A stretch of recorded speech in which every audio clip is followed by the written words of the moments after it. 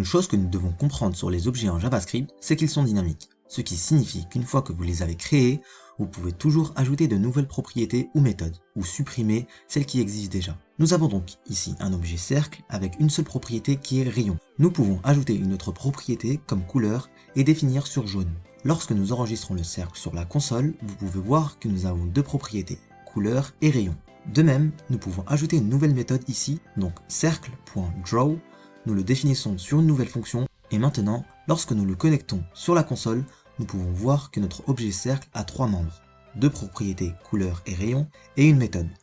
Nous pouvons également supprimer des propriétés ou des méthodes existantes, donc ici, avant d'enregistrer le cercle, nous pouvons utiliser l'opérateur de suppression pour supprimer un membre d'un objet cercle. Ce membre peut être une méthode de propriété. Alors, enfin cercle.couleur, nous pouvons également supprimer la méthode draw, donc cercle.draw.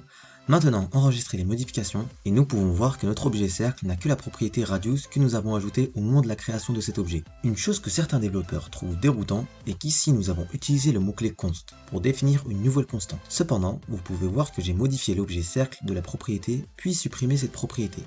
Alors, quel genre de constante c'est ? Eh bien, lorsque nous utilisons une constante ici, cela signifie que nous ne pouvons pas réaffecter cette variable. Donc cette variable est plus précisément une constante. Nous ne pouvons donc pas réinitialiser le cercle sur un nouvel objet. Si nous faisons cela, nous obtenons cette erreur, donc affectation à une variable constante. Nous ne pouvons donc pas réaffecter cette constante, mais nous pouvons toujours modifier l'objet cercle en ajoutant ou en supprimant des propriétés. Voilà pour cette vidéo sur le caractère dynamique des objets en JavaScript. On se retrouve pour une toute prochaine vidéo.